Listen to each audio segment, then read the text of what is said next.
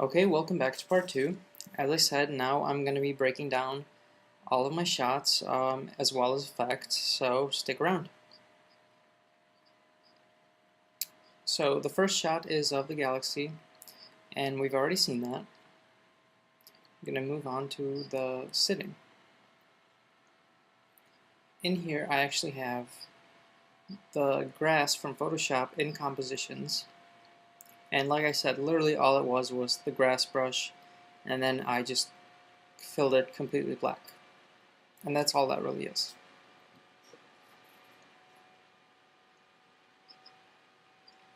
I pre-composed that since I had different effects on there, but it's okay to just drag the actual layer into the comp. You don't need to pre-compose it especially. So I'm going to solo that. Now I'm going to seem as if it's shining. I'm going to add a layer style to it. So I right click, go to layer styles, and do inner glow. That's a little strong for me, and I kind of want a purple pinkish, and I'm going to turn down the opacity.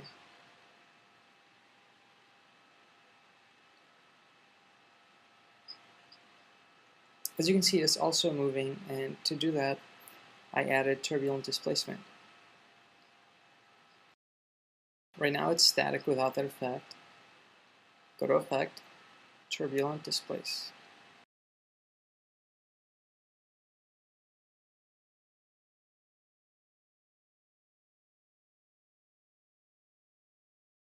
I'm going to go to Twist. It's too strong right now. Just a little bit.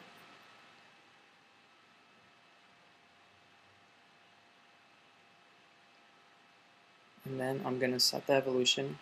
And again, we're going to use our time expression. Time times 30. Now you can see as we scrub through, it looks as if the grass is swaying. It's a little strong, so I'm going to change it and bring it down to around 20. And from there, all I did was duplicate them a couple times and set them around the scene. Now, as you can see, these masks are sort of messing up the composition since layer styles are applied after masks, but for the purpose of this, you can just ignore it since we're just speeding through.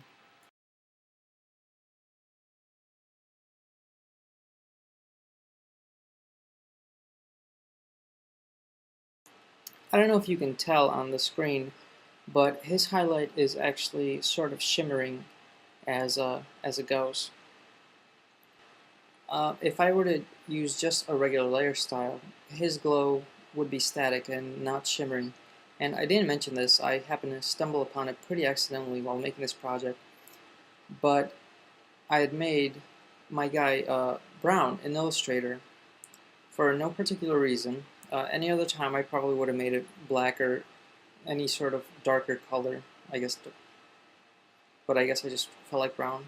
And in color correction, there's an effect called shadow highlight, which will give the values a little bit of range. And had he been black, the effect wouldn't have done anything, so it just ended up being a pretty happy accident. And you can see that as I'm scrubbing through it, the glow will actually shimmer. It's not static like with layer styles.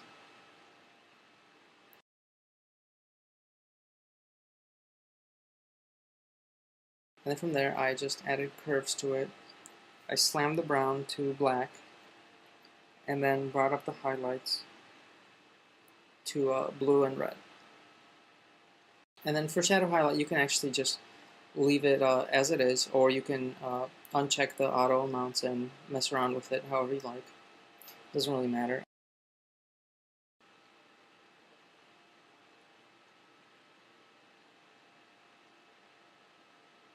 I'm going to get rid of those. And then the galaxy, of course, you've already seen done. I just scaled it down and placed it in the corner. That's nothing new. For the hand, it was the same thing as the body.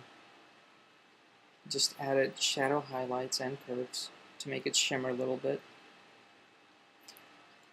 Again, I'm not going to explain the background. It's the same starfield layer, only scaled up and moved, just to make it seem as if it's another shot.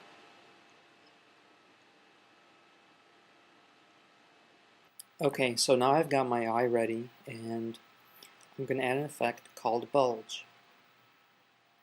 We want to animate the eye to look as if the pupil is opening and closing. I'm going to move it over a little bit, drag it out to be around the size of the iris. Now bulge does distort the pixels, meaning you will get a little bit of a pixelization, so you can only take this effect so far before it starts to look really bad.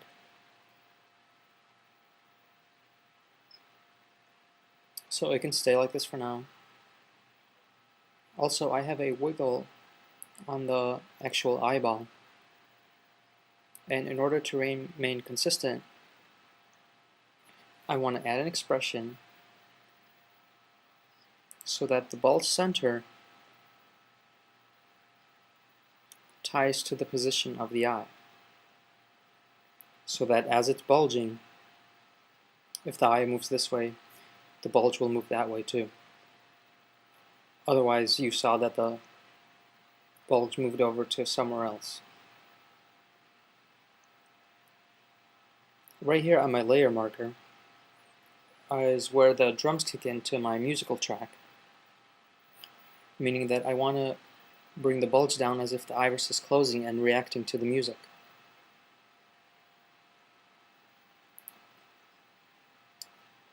You also want to set a keyframe right before you do that, so you don't need to repeat the steps.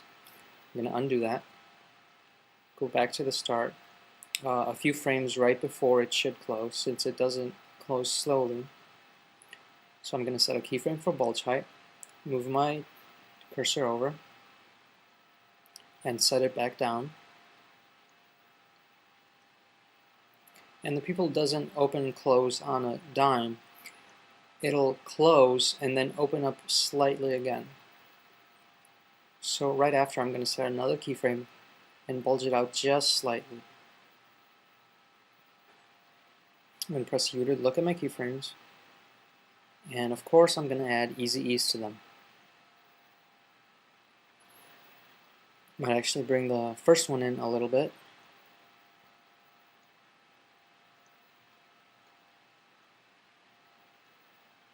And then do a quick RAM preview.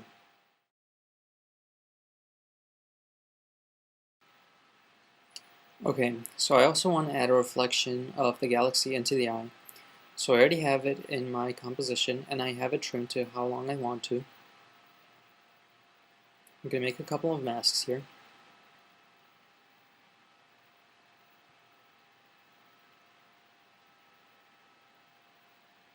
Move that one over.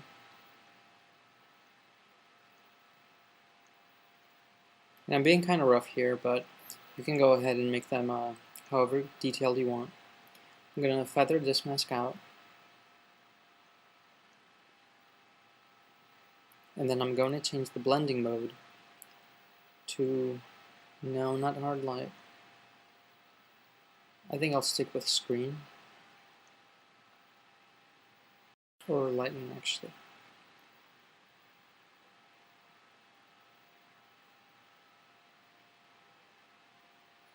Press T for opacity, and I'm going to bring it down just slightly.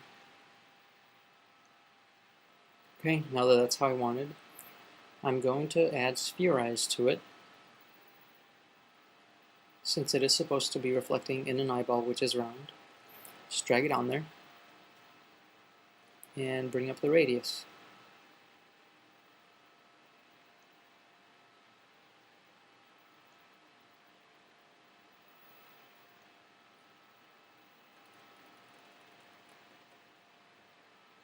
Okay, now we'll be going into two more shots. First I have my guy here jumping off.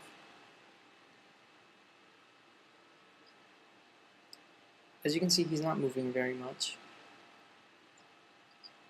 All that's happening is this grass layer is moving up. And then the actual guy is animating, jumping up, but he's not moving.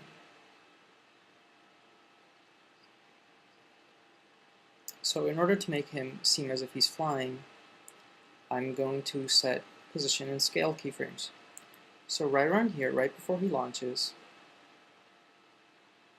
I'm going to set keyframes for position and for scale.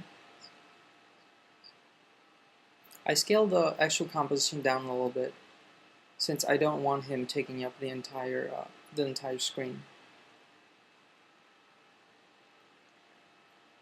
So then I move down to my out point.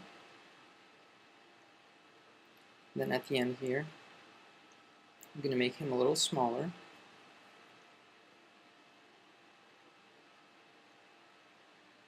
And I'm going to move him down.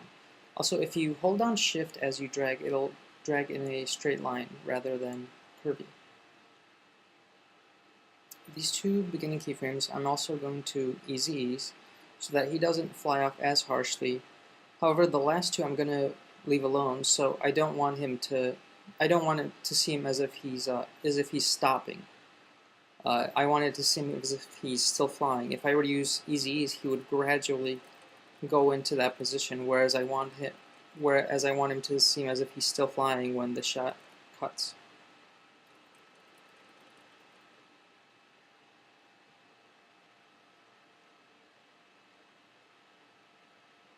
Okay, let me run preview that.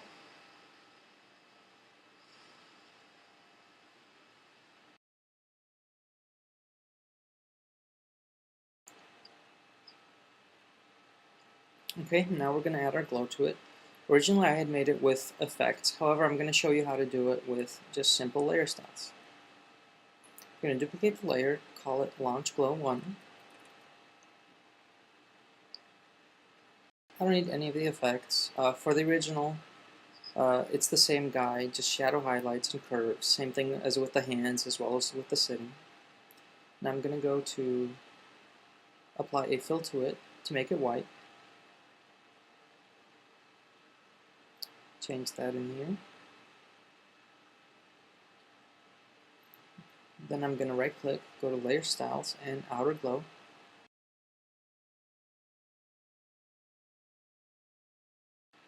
I'm going to make it white for now. And then bring out the spread.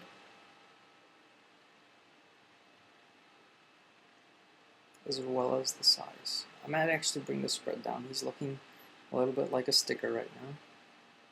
And then mess with the range here. Okay, now I also don't want him to start glowing until he's actually launched. So we're going to set keyframes for the glow. Set the size keyframe. Press my stopwatch, bring it down to 0. And then right around there, when he starts to launch, I'll bring it up to the size that I want. So tracking through this, I don't want him to be glowing as much anymore, since layer styles don't scale along with the layer. So I'm going to set a keyframe to bring the size back down. So now he starts off not glowing, goes to the maximum, and as he scales down, he'll gradually go back down. Now I'm being kind of rough with this. Obviously you'll want to play around with it, but for the purpose of time, we're just going to speed through this. Now I'm going to put that layer beneath the original guy. And since it is a duplicate of that layer or that composition, it has all the same keyframes, so we don't need to set new ones for scaling and position.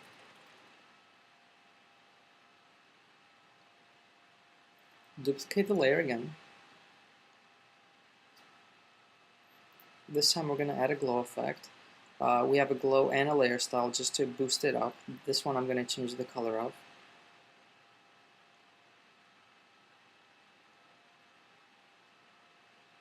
Bring the glow up a bit.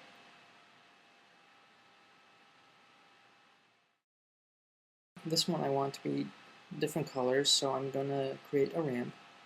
Make a new solid. Call it ramp. You can call it whatever you want, obviously. Go to Effects, Generate, Ramp. Now I'm going to make a sort of reddish and blue color. And of course you can set the color to whatever you want. You can actually set the layer styles, the color, but this gives you a little bit more control. I'm going to put that right below our launch glow, the second one. Now you play around with the position to get them exactly as you want. I'm going to put that one right here. And again, we're going to set the track matte to Luma Matte, and it's going to use the white parts of our second glow, and that's where it's going to show up. And the reason I have two glows is because if I had only one with the ramp, the entire glow will be red and blue. But since there's another glow on top of it that's pure white, it's looking as if he's on the edges, he's white, and then as the glow gets further out, that's when it gets colored. Okay, that's looking pretty good. I'm also going to pre-compose these. Call them launch glow. And then I'm going to add a blur, a directional blur, to sort of make it streak. Bring that up a whole lot. Now it gives him a little more sense of motion. Now if I didn't have the white fills in there, the actual dark spot of his outline would be coming out and streaking as well, which I don't want. And then I'll also set keyframe for the actual blur.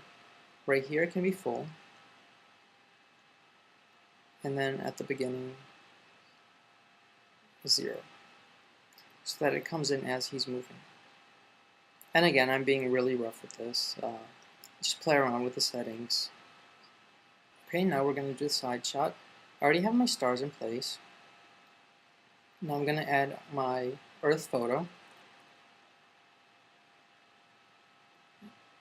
And I'm going to mask it out with the pen tool so that just the Earth is shown.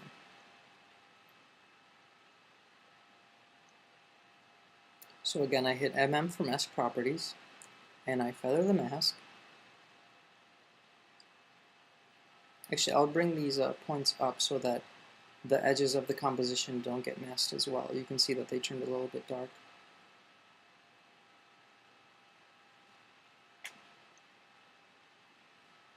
Right now we're going to add in atmosphere on here. You can't tell that's the little guy here. It's very subtle, but it's enough to see that it's there on full screen. Now he's actually animating across.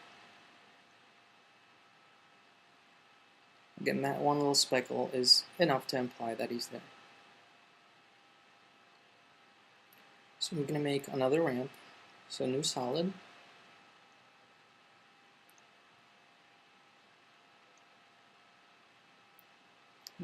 Type it in here and apply it to my layer. This one I want to be a light blue, so I'm going to change the color here.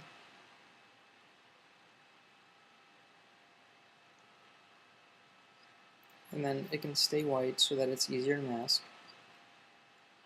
And I'll put the colors right there.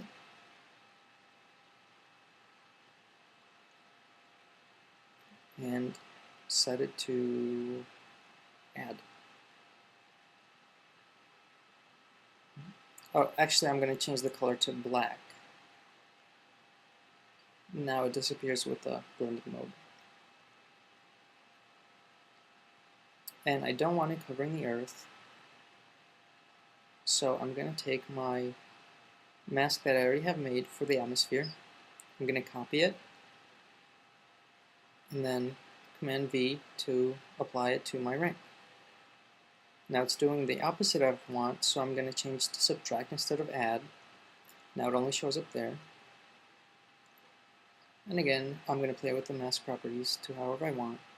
I'm going to bring the feathering down a little bit, as well as the mask inside. And that actually looks pretty good. It got that nice little halo there.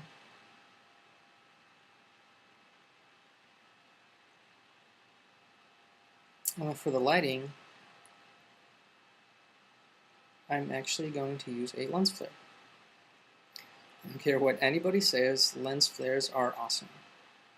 They're a great way to add color and depth to your scene.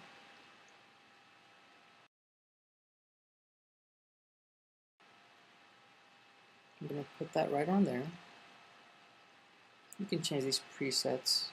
Unfortunately, there's only 3, but there are plugins out there that have really, really beautiful lens flares. For here, it's fine with just this one. I'm going to change the brightness up, or bring it up, I'm sorry.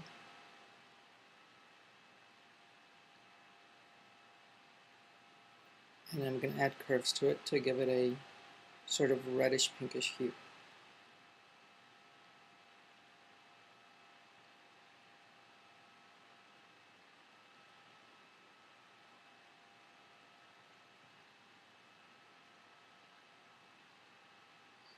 And our guy I'm going to set to the very top so that he shows up.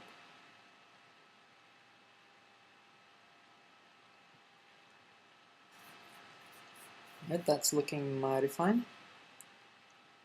And then we're moving on to the final shot.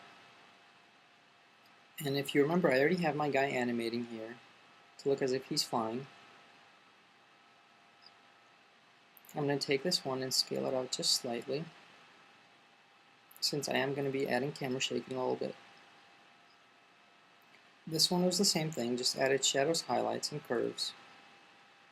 And then I also added levels. I wanted this one to be different, so I wanted it to look as if the sun was behind him, so the edges are sort of red around him. And then I also want to add a shadow, since if the sun is behind him, he's going to be casting shadows. So I'm going to duplicate the layer, set it beneath the first one, and add an effect called CC Light Burst.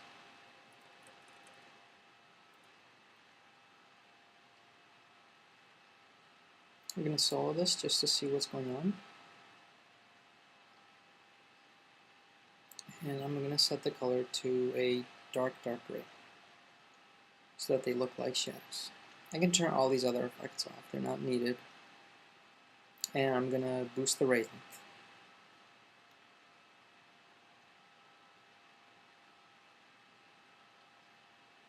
Right, that's looking pretty good. For the inside here, I also want to add a little bit of glow. So I'm going to take the ramp I made for the atmosphere. I'm going to duplicate it,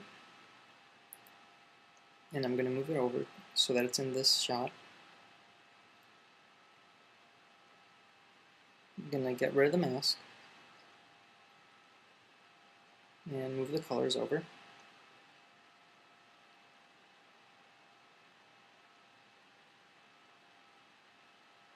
And I'm going to set it to radial.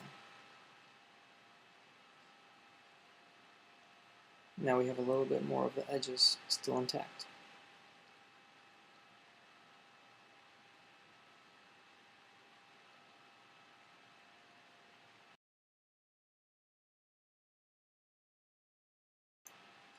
Alright, so I've got a new solid, and I'm going to set it to be white so that our stars are white, and that one's beneath all my other layers. I'm going to go to Effect, Simulation, CC Starburst. Now I could have actually done this with Particular. Particular usually gives you better results, however I couldn't get it to work in this shot, so I use CC Starburst. I'm going to bring the speed into the negative territory so that the stars look like they're going behind him, so as if he's zooming by. I couldn't really get that to work in Particular, so now they're going backwards, which is what I wanted. Again, the speed has to be negative. And then I'm going to add a blur effect to the stars, a radial blur, and I'm going to set it to zoom. Bring the amount up just a little bit.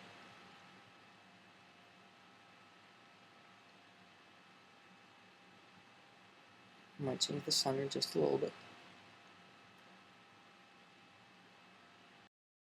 I'm going to solo it. Let's see what's going on. And you can see that the stars are moving backwards, and they have a nice blur to them to make them give them a better sense of motion.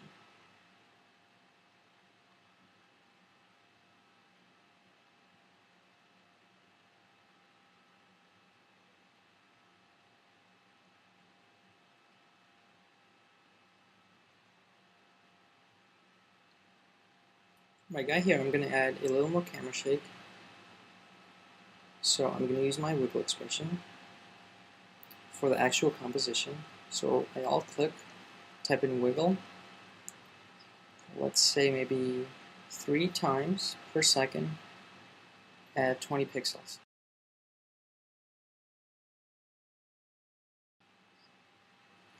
And for the shadow layer, I'm going to do the same thing. I'm going to delete that. And I'm going to add an expression. If I were to add just a regular wiggle expression, he would move independently of the other one. So I'm going to pick the position of my shadow layer to be affected by the position of the front one. And you can see that it's straightened out, and now they move together.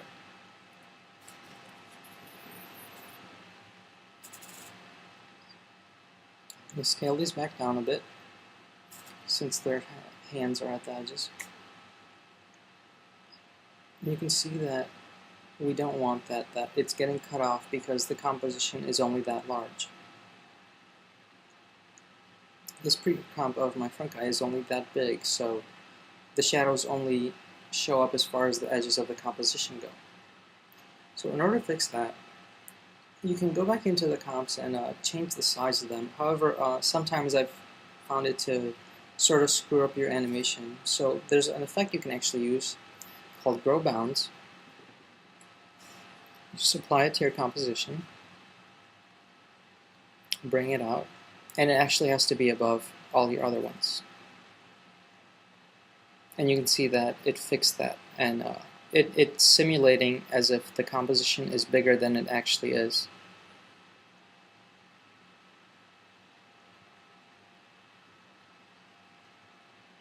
So now you don't have to drill down into your comps in order to resize them. Alright, click RAM Preview, and that's looking pretty good. You can add any other effects you want. Like I said, this is a little bit rough. And then my other 2 shots are just repetitions of the previous one, so I don't really need to explain them.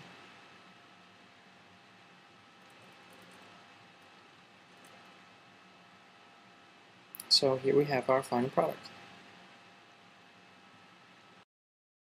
Keep on singing, little boy, and raise your arms for the big black sky. Raise your arms the highest you can. So there you have it. I hope you enjoyed watching this tutorial as much as I did making it. Be sure to check out my blog, Poduski.com, P-O-D-U-S-K-I, as well as my Vimeo page. I just want to give a big thank you to the motion graphics department at Full Sail University. They were a huge help and inspiration, and I hope to see you guys sometime again soon.